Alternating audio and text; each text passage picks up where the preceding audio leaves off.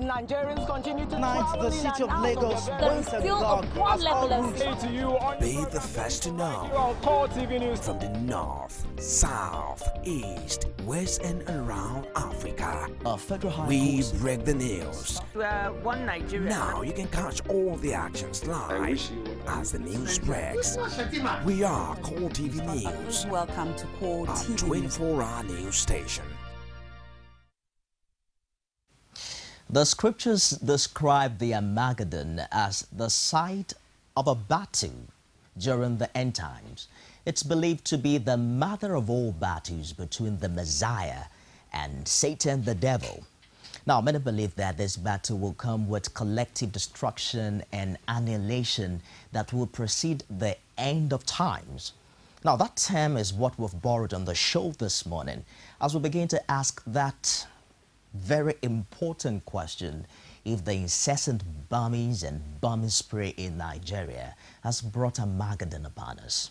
Now, prior to this time, you recall that the issue of suicide bombing used to be alien to Nigeria. And those are things we read only on the pages of foreign newspapers. But now it happens every day. I mean, from some blast in Bornu, it's either you're reading about what happened in Kano or the recent bomb blast in Jos. And then you begin to hear 100 people, 75 people, 150. And you're wondering, is that a number of people or just some animals being slaughtered? Unfortunately, that has become our reality in Nigeria today. Now, an amazing story that came up on the papers is that the Nigerian army yesterday declared in clear terms that the soldiers could not match force with the dreaded Boko Haram insurgents. The Chief of Accounts and Budget, Major General Abdullahi Murana, said that as a matter of fact, finance for officers is not forthcoming. He said without adequate funding, the army would not be able to halt the current activities of Boko Haram. A budgetary allocation for the military, he says, is inadequate to meet the contemporary security challenges and also to cater for the welfare of the Nigerian people. And that brings to mind what happened somewhere in Borno, where certain members of the Nigerian army protested by shooting sporadically into the air, and we understand that the GOC was whisked away.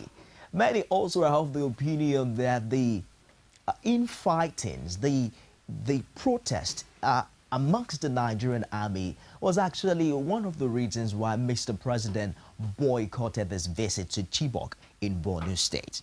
Now, the Major General also said that there was need for a special operation fund to be included in the defense budget and placed under the control of the Chief of Army Staff. But the question we're asking this morning is very clear, that what happened to the once peaceful Nigerian nation where people can walk around, go around, do whatever they want to do without any fear of abduction? Is that Nigerian nation, I mean, that nation we used to know where people are free and peaceful, is it gone forever? Is it possible to bring that Nigerian back, the one in which we don't have to be scared all the time? Of course, you recall that Lagosians, where we live, have also panicked in recent times as a result of bomb scare. You go out and then you see a car parked for a long time, or you see a strange object left in a place, and then everyone is talking, everyone is scrambling about that, hoping that this would not be another case that we read earlier in the papers.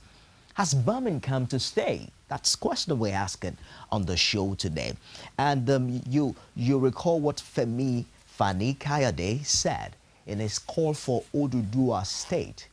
He said, and I quote, "Is this the country that once fought for a bitter and brutal civil war, yet declared no victor, no vanquished, and in the spirit of love came back as one? Is this a country which has been through thick and thin, and yet whose people remained ever so resilient and always put a smile on their faces?"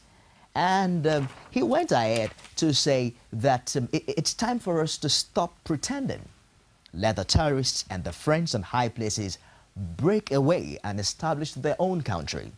And he says, let those of us from the West establish Odudua, and let us celebrate and enjoy our freedom from the bondage and ineptitude of a cruel, failed state that has no soul and that lacks humanity and compassion. Now, not quite a number of people would agree with Femi Fani-Kayode that Nigeria has gotten to that stage where we need to break up. But unfortunately, there's been a lot of references to what they call the evil Berlin Conference that gave birth to the creation of the amalgamation of the Southern and Northern Protectorate way back in 1914.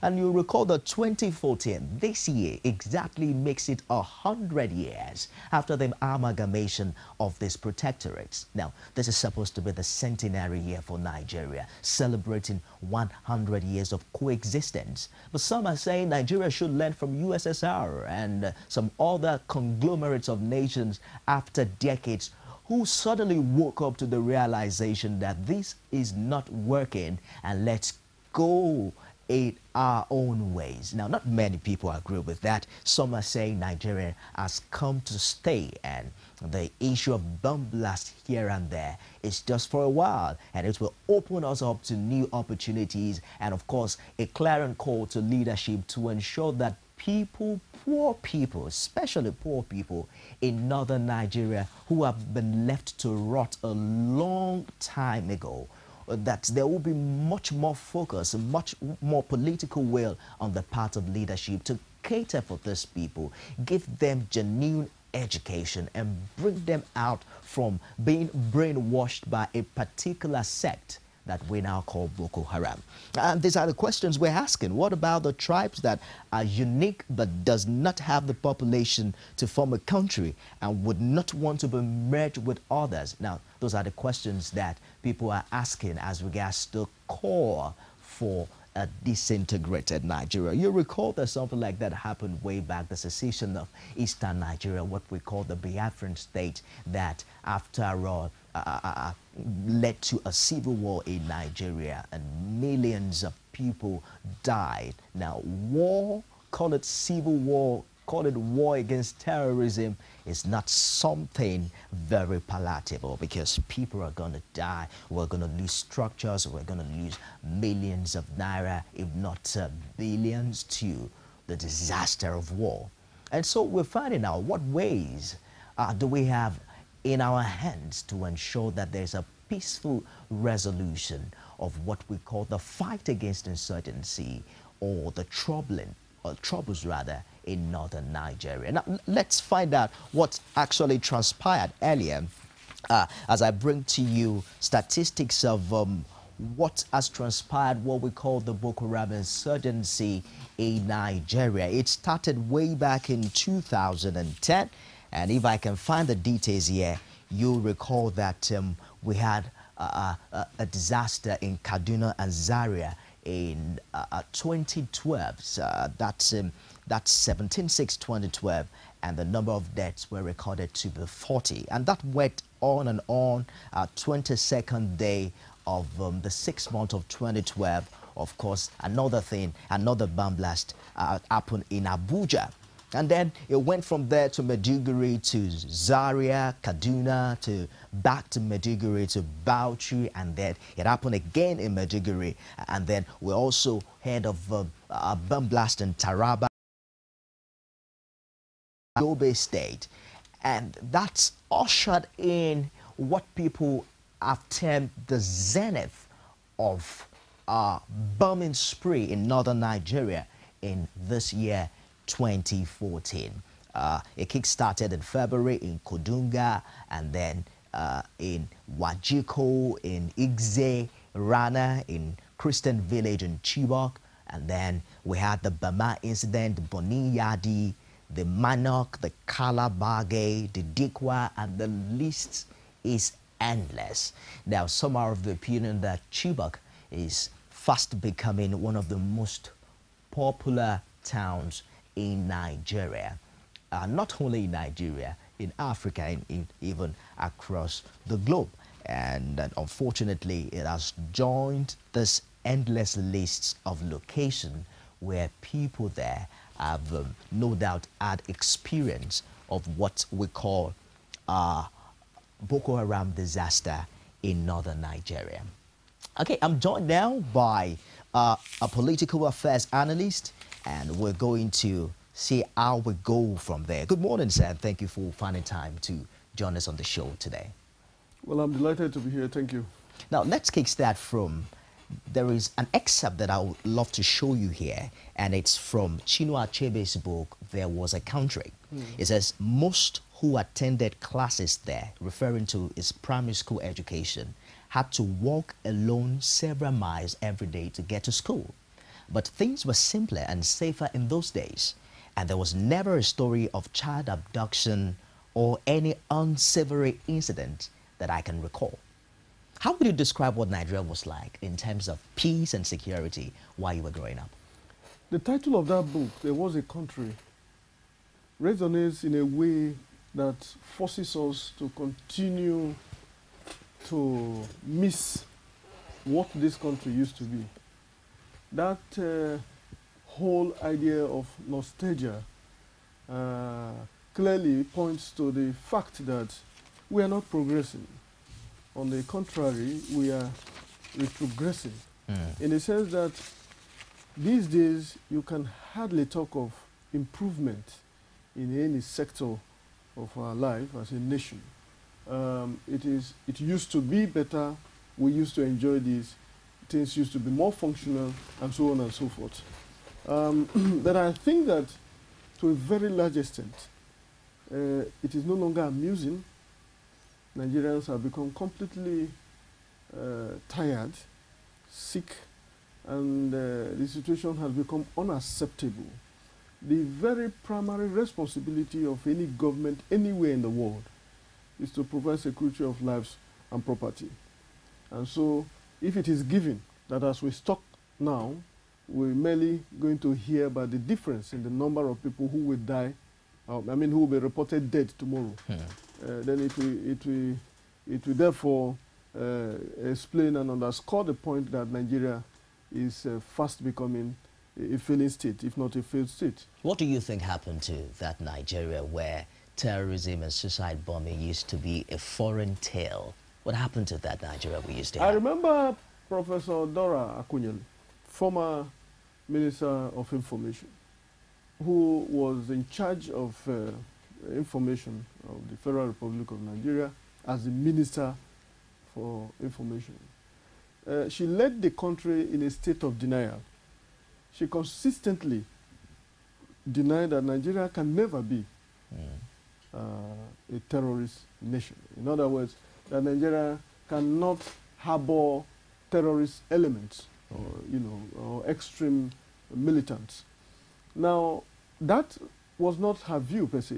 That was the position of the federal government that he represented. Indeed, she was communicating the mind of the federal government.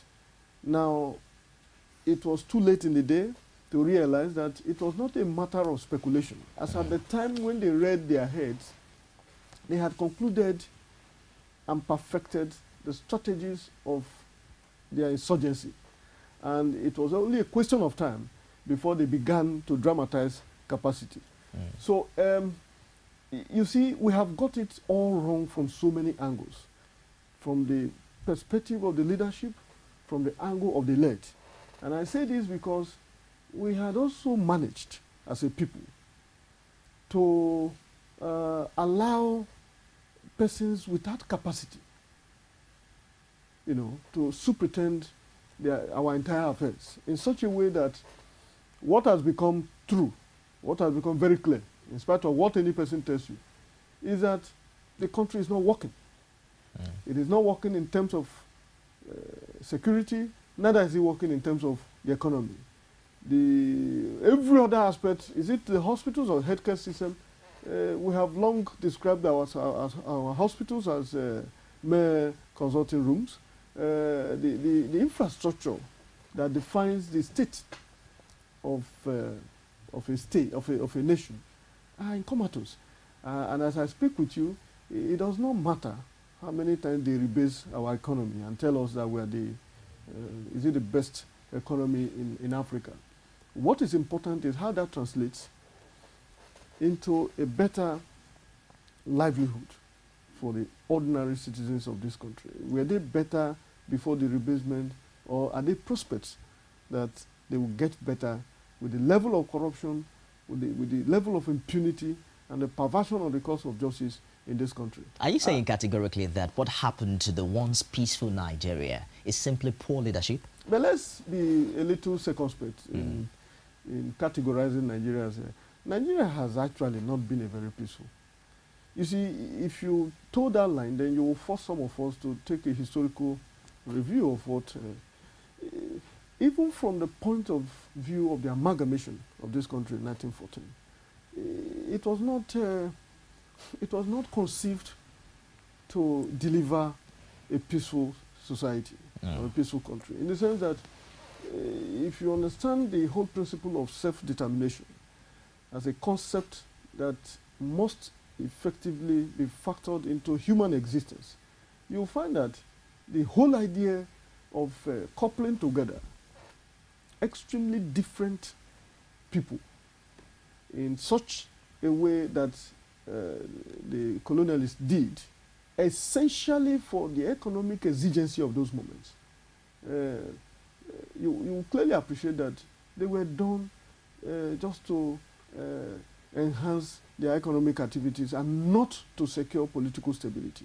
Now, what we witnessed from that moment, even to the point of independence, including the total disruption of our ways of life, the abdication of, the total erosion of our style, of our life, of our style, cultures and culture, traditions. tradition, religion, and some of those, basic ways by which we are organizing ourselves.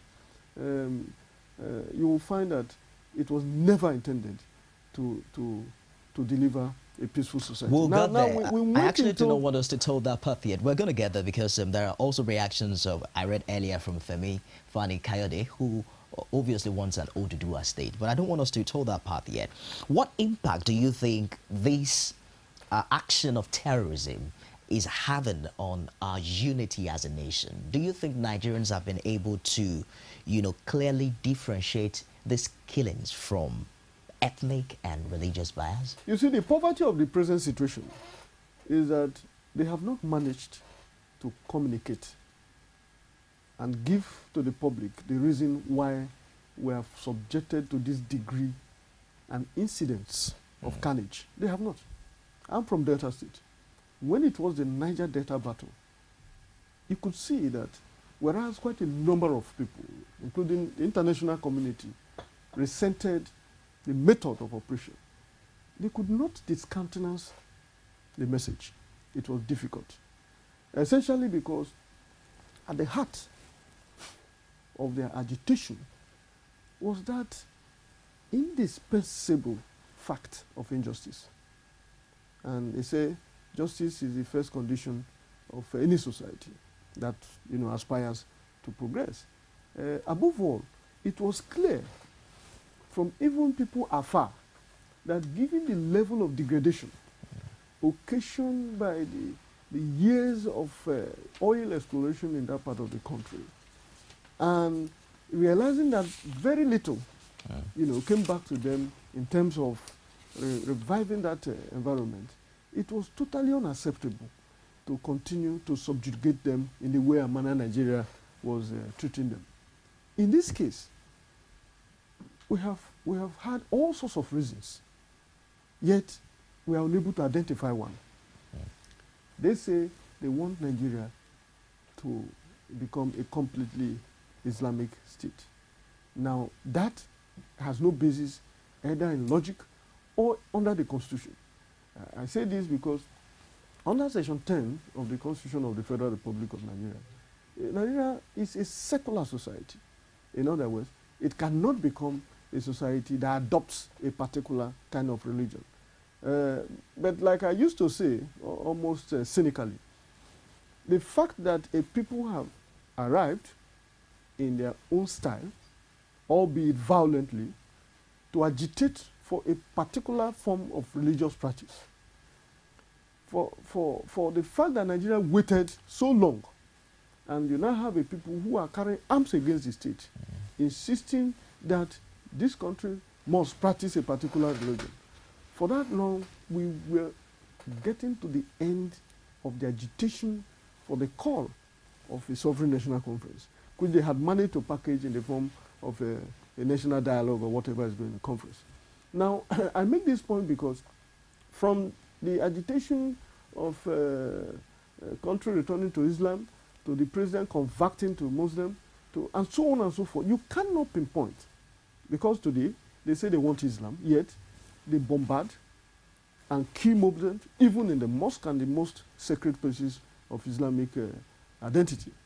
So that for me draws a clear distinction between what happened in the past and what is happening now. And I think unfortunately, we have a pedestrian government, a government that actually has shown lack of capacity to rise to the occasion and deal with the challenge. What do you think that the government would have done, especially in the area of finding out the desires and the needs of this sect, of this terrorist sect? You recall that the federal government initially had a dialogue plan as a result of bringing them to the table and discuss what they need. What else do you think that the federal government could have done better in that light? Well, in all fairness, and I think we need to be a little careful as we deal with these sensitive aspects of these issues.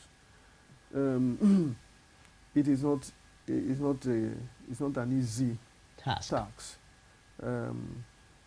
Even if any other person succeeds, it will equally take extreme ingenuity and very serious measure of luck to be able to navigate the web of conflagration that these people have created. Now let's take the present situation at hand. And you see, the unfortunate thing is that as you deal with one, so many others happen. Now, if you recall that what galvanized the entire world in unison behind the challenges of Nigeria was the Chibok adoption, 223 thereabout. But between yesterday, or 2 days ago and yesterday, we have recorded almost equal that amount from Jos and then Kano, and around the Chibok as is too. Exactly. Yes. Yet it doesn't seem to dawn on us that, look, we are surpassing Afghanistan, Mali, Pakistan, those hot flashpoints where they don't record as much as 20 these days. It's just now, but in Nigeria, if they succeed in killing just about 30, it is no news yet. Indeed, if it doesn't smell with them, it doesn't serve. So where we are now is that for some of us who probably takes these issues rather empirically, I will tell you that what we had missed and what it will take us is not a today thing. These are clear manifestations of what we have refused to do in the past. The idea of hurriedly establishing emergency schools will not cure. Yes, you will merely take a pig to a clean environment, but he will not refuse of stop being a pig. What that will do is that you have created another environment in which the interface and interaction by people who have been ideologically hypnotized, let me use that word, will continue to find ways by which they place these issues as it concerns them and as they understand it. What has happened is that the lies we have told ourselves, the failure to deploy the resources of this country in the direction of building capacity, the refusal and the wickedness of the political class to apply themselves beyond issues of primitive accumulation to the provision of the basic welfare, that will target at reinventing ourselves collectively as human beings, because that is the issue now. We are dehumanized. It is only when you are dehumanized and deranged that you could be told to go and die for any reason. If you had people with gainful employment, if you had people with hopes and aspiration and strong future in front of them, it will become a hard sell. But Malachy, now that we are here, those were issues for terrorist acts in northern Nigeria. We are here already. How does all of that explain what we heard from the Nigerian army recently? Just yesterday, the Nigerian army declared that its soldiers could not match force with the dreaded Boko Haram insurgents. As a matter of fact, the Chief of Accounts and Budget, Major General Abdullahi Muraina, said that there was no adequate funding, that the army would not be able to halt the activities of Boko Haram without adequate funding. But then we noticed that in recent budgetary allocation, much more money is being allocated for security. Consistently for years now, running into about a decade. How do we justify that? The security, every aspect of the cohesive, security apparatus of this country has attracted the highest budgetary allocation. Now, I think you have raised a very, very, very sensitive issue. Now, if you tie that to the recent mutiny by the officers in the northeast that shot at the commanding the general officer commander. Yes, commanding 7th Brigade. If you just oppose that with the earlier statement made by, I think it was General Azazi, the late Azazi, who clearly made statements almost akin to what these people are saying. If you reconcile that with the knowledge, the open knowledge of every Nigerian, that what has continued for more than a decade now is clear perfidy, perversion of allocations to private use, you will know indeed that we're in a terrible situation. And I watched with anger only yesterday when the what is Okupe's designation? Dr. Doyin Okupe is a spokesman for is a spokesman to the president. I watched him labor in vain on Al Jazeera, trying to rationalize what is going on. But thanks to Fumi Ayanda, who was, I think, in London, their London office, and effectively repudiated all the lies that he tried to put up. Now, you could see that if this is coming from functional officers in position of knowledge and authority as regards the security status of this country,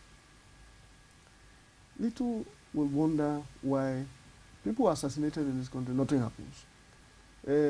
Cases drag on endlessly without any, headway. We're actually on our own, and we think that it's safe until this is arrested. We're actually at the last bus stop before anarchy. This will be very unfortunate in the sense that what will come out of a kind of implosion, which is already happening, but if it becomes a national implosion, and I can bet you all the variables that define an implosion in a society are here with us. Is it hunger? Is it unemployment, very high rate of unemployment? Is it failure of institution? Is it absence of leadership? Because as we speak now, if statements like this are coming out and in the next 2 days, heads are not rolling in terms of those who should be responsible, you will know that the people will realize that they are on their own, just as the parents of the Chibok adopted girls are on their own. We are not talking of those who were massacred between 2 days and yesterday. It looks like we are saying that it were better, painful as it is, to let the parents of these girls, and I hope it doesn't happen, realize that their kids are gone, than the daily psychological trauma of realizing that your ward of between 14 and 16 years are in the hands of beasts. Not taught Quran, as we were shown there, but essentially as sex slaves. You cannot, I mean, that is the fastest way, and this is the 38-day running. That is the fastest way by which you can kill a man, and when I say a man, more with the mother. Of course, one of them in the paper we learned was killed yesterday thereabout of heart attack. But it looks like the situation we have in our hand is hydra-headed. Correct. What exactly should be the priority of the federal government now? No, Is it building schools like Ugwumadu that you made mention earlier? Is it fighting corruption? Is it pumping more money to the Nigerian military? Because there seems to be a lot of issues arising just as we speak now. I'm not a security expert. I don't claim to be one. However, the situation we have found ourselves in the country has forced every person thinking. And along that line of thought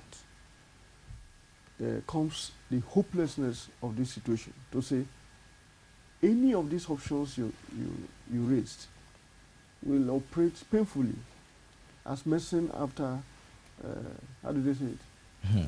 After death. After death. I think that perhaps the time has come for the happen to happen, if I will quote, borrow from Ugwumadu expression. I believe that because of the complicated nature of this situation, don't forget we're just coming on the heels of the Niger Delta struggle. We have not effectively survived the kidnapping spree in the east. Neither has the ritual activities receded in the west. We are here with the prospect that even if you manage to get around this, there are so many others. In short, I listened to my comrade Sheikh Husani, who said there are by far more religious sects who are even more militant than the Boko Haram sect. Because they have not crossed the Rubicon to carry arms. Boko Haram is now the issue of the day. I am perturbed that even if you gather all of these options you have talked about, the emergency school, which I have described as neither here nor there, the provision of employment, at any rate, who are you going to employ and for what? Are you going to create farms? Or are you going to employ potential Boko Haram materials into the Ministry of Information or for what? Or defense. Or defense, or what do you do? So we have it on our hands. What we should not run away from is to know that this is our own time. This is our own generation. It is unfortunate that this is the brand of challenge that we are facing. We didn't cause it, but we are collectively victims of these transgressions. And what should be done, therefore, is to find a way of rallying around constituted authorities to at least exit this bad stage that is not blowing anyone any good. You made reference to militancy in the south earlier. To an extent, it looks as if the federal government in the time of the late President Yaradua was able to stem the tide of militancy in that area. Isn't there anything that the present leadership can learn from that success?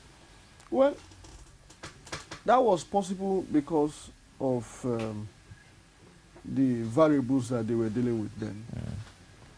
The militants were known, the message was clear, the strategy of operation was also defined. They were never involved, to the best of my knowledge, in the killing of children or the killing of women. But they carried arms. They carried arms effectively. Destroyed government facilities. And felt, in short, announced that they were going to do things like that. And that attracted the kind of attention they had. And when they showed clearly that they were not going to relent on that, it met the convenience of the then administration, led again by President Yaradua, to conceive this idea that has by and large paid off. But what made it very much successful is the fact that it didn't end at the point where they were asked to drop their guns. Those other issues that were identified to have been the cause, to have led to that level of violence were gradually being addressed. The issue of human capacity development, the issue of infrastructural development, the issue of, and don't forget there is, as of today, a Ministry of Niger Delta. There are special offices created specifically to deal with that. Now, that is different from what you have to do. Because in several sense, you don't know these people. They have refused to identify who they are. They have also shown not to be ready for any peaceful dialogue around any issue. They have also made it more difficult because they don't seem to have any message that clearly aligns with what common sense or logic is dictates. It's all right, Malachy. We're joined now by Richard Amua. He's a security expert joining us in our studios in Lagos. Richard, good morning. Good morning. And thank you for finding time to join us. Thanks for having me. Now, does it not call for a very sober reflection that 2014, which is supposed to be a centenary year for Nigeria, 100 years after the amalgamation of the Southern and Northern Protectorate, we are having, so to speak, the zenith of terrorist attacks across northern Nigeria? Honestly, I don't know where to start from, but just like you said, it's an unfortunate situation in our country, our dear country, Nigeria. Just this morning, as I was just coming in, I was listening to CNN, where a little girl was being interviewed on CNN and speaking good English, Queen's English. I asked myself, will this girl be a Chibok girl? Because that's what they're portraying to us. You see, things I'm confused. Sincerely, I'm confused. I know that I'm not a fan of Mr. President. I keep saying it. Yeah, as much as I'm not his fan, but he's doing his best to see that this terrorism is curtailed. But the unfortunate thing is that as a nation, when all this thing started, I keep saying, see, Nigeria, we're a country that until there is fire before we start pouring water. But when we see the smoke, we tend not to. As a security consultant, my little experience in security, when this Nigerian guy was caught going to US from Canada, the time the UN or the entire world was like, they need to shortlist Nigeria as a terrorist nation. We say no, because for me, I don't want to travel, and people are subjecting me to all kind of checks. But it's happening now already. That's the time would have a good leader in the country would have taken time out to start, okay, let's start doing something. You see, yesterday we were analyzing it with my colleagues. When Americans started seeing all these terrorists and all that stuff, they quickly came up with homeland security. You see, as I'm talking to you right now, I've never in my life, at my age, heard what happened at Maiduguri the other time with GOC and his troop. I've never. My guess, I don't know, because it's a fan too. I've followed him on TV severally. So it's somebody I love when he analyzes, very objective. So, because you guys are on cable, so I was not listening to what you guys said, but just seeing him sitting down, I know that he would have been saying some objective things. My point here is that I've never, at my age, seen where that, to me, that's mutiny. If that should happen, so today we keep saying that you see a Nigerian police is not friendly with Nigerian army. Nigerian army is not friendly with a civil defense. Until the system itself click. Security in this country, we are still toying with it. And when people like us talk, it's like we're talking too much. But the system itself is failing us. Let me cut you there for a while. We're going to take a short break now for the news. And when we come back, we'll be visiting suggestions from certain quarters that Nigeria should learn from what happened with USSR and Yugoslavia, who after 74 years of existence, enduring the good, bad, and ugly, after a while decided to go separate ways. That exactly will be our discussion when we come back. Stay with us, don't go away.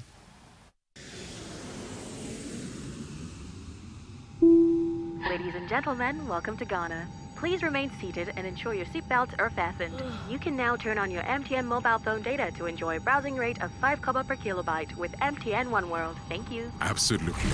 Browse like home with MTN One World. Surfing the web from any MTN operating country costs the same like home. Enjoy affordable rates when you call and send text messages. Terms and conditions apply. MTN. Everywhere you go. Nigerians continue to Tonight, the city of Lagos once again has all roots. Be the first to know from the north, south, east, west, and around Africa. We break the news. One Nigeria. Now you can catch all the actions live as the news breaks. We are Core TV News. Welcome to Core Our TV. 24-hour news station.